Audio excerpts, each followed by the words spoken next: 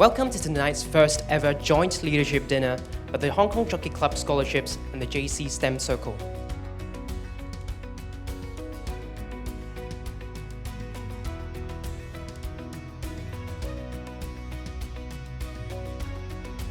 A very warm welcome on behalf of the Hong Kong Jockey Club Charities Trust to tonight's very special event. Perhaps this crossover represents a really important milestone, which provides a unique opportunity for two very distinct but synergistic groups of talent that the Hong Kong Jockey Club Charities Trust is nurturing for the Hong Kong community to come together to share and also to get to know one another and network.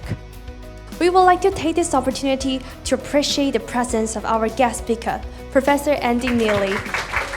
I think that universities are incredibly important anchor institutions in local economies. For many cities and regions, universities are absolutely vital economic and anchor institutions, and they help that local community and the local economy flourish. If you think about most of our research, it's typically funded by the taxpayer, and it's perfectly reasonable for the taxpayer to say, how do we benefit from this work?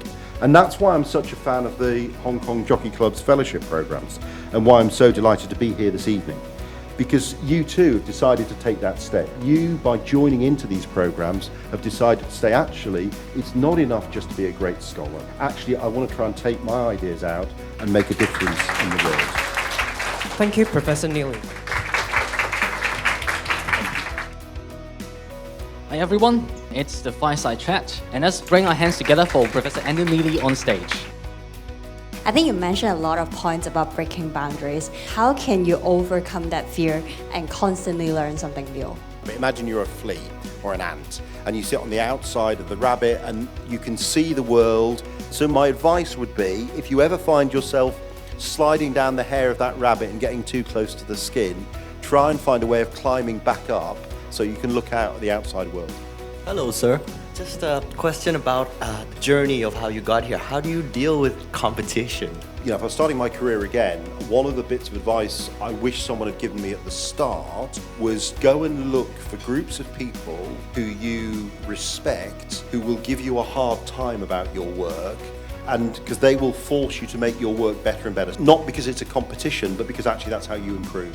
We got a lot of scholars from today. What are kind of the major advices for them so that they can progress their career and to be a successful people in their community moving forward? I'd be saying to people, go to the best conferences you can go to. You need advice from successful entrepreneurs, and what you'll find is that actually a lot of those people are incredibly generous with their time. They're quite willing to help the next generation. Thank you, Professor Neely.